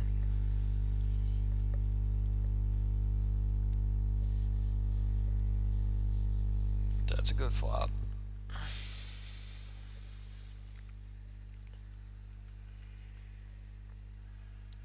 I'll be jamming like a ton of turns. Probably don't need to jam that one.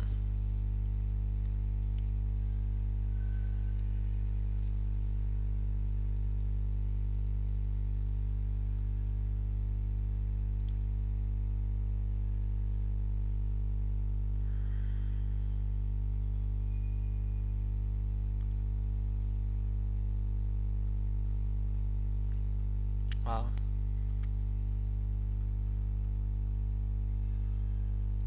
I'm trying to think. I can't imagine that barrel is good. My range is very, very strong on that turn card.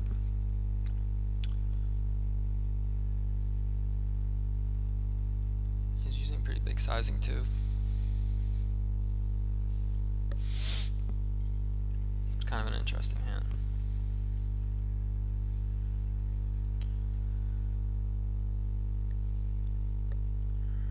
Online poker landscape moving forward, what are my thoughts? I think it's going to be very, very lucrative for a long time because, like I said, guys are not willing to put in the work. Like, the delusion is to think that just because the solvers are out there, that high stakes won't exist anymore. Like, I mean, maybe that'll be true about nosebleeds, but you're always going to have the gradient of guys that are either on a heater and they're the what is it called? They're just like the confirmation bias of the guys that are on the heater, and then, you know, they get to the level that they don't deserve to be at, and then they're like the dead money reg. There's always going to be that wave of guys coming in, and there's always going to be, you know, the complacent regs that still have a 1 or 2 BB win rate, but don't put in the work outside of their game to really level up and really start to integrate the type of understandings of the imbalances of the environments that are necessary to strengthen their context and just become lethal. So yeah, I think it's still there for the taking, especially in No Limit. And that's why I'm interested in, like, it's an interesting thing. I think it's a good way to end today, is that in February of 2015, I remember specifically, there was a moment where I had decided to fly out to Ireland, like, on a whim and play the main event WPT, and I ended up busting it on the first day, like late day one. But I remember a specific moment. I went out there with, like, intent, like, you know, I never do this, but I'm going to put a lot of faith in this tournament because I really feel like I'm at a threshold where I'm either about to commit to go to, you know, 25-50 to nosebleeds, because I really feel like I've stumbled upon the independent learning pattern and I know how to do it if I just am inspired to put in the time. Or I'm going to go a different direction and just go with the coaching thing. I wasn't clarified yet which way I was inspired to go, and I remember that was like, that was the event where I became clear. I don't exactly remember what happened, but I started to have, like, a lot of resonance and inspiration on that day one of that event toward, like, going into the direction of service, really being inspired to help the guys who were struggling and were in the same position that I was in for so long, where I couldn't get the help that I needed. I couldn't get people to build my context for me in a way that I thought was relevant. I couldn't figure out how to organize all the information. And so I said, well, I really feel like that's of more value to me right now. Like there's something behind the connection that I get from really seeing guys be alleviated of their suffering, that is worth more to me than going down the road of like like very personal success without a lot of connection. And don't get me wrong, like there's still like benevolent components to going down like a road of, you know, personal competition and excelling, but I've never felt anything like the connection that I feel with guys who have true ambition and guys whose suffering is genuinely alleviated from having someone take the time to explain something in a way that makes sense to them. And it's something that like I desperately was looking for and I couldn't get. So I feel like in a way I almost live through the teaching because I feel what they feel in a way that like reminds me of how desperately I wanted that feeling. So it's bizarre in the sense that like I'm on the other end and I'm giving that feeling that I always wished that I would receive, but somehow I'm feeling it all the same. So to keep recreating that and to be inspired to recreate that has truly been like an eye-opening experience in the last year, and I really hope it continues. I don't know how long it will be like that in poker, but I genuinely sense that that my path is to move toward service and connection with others, and using the skill of simplifying complicated problems and not taking no for an answer when something feels like it's off. Like I've felt for a long time like the direction of the community, especially with Run At Once, was stagnating, and that like something needed to be done that wasn't being done. And I said, fuck it, if nobody's gonna do it and I can do it, I'm gonna do it. And if somebody can do it better, they should. And I still feel that way. So yeah. Alright, I'm gonna go. I need to go eat dinner. It's been real, and I'll see you guys Friday. Thanks, guys.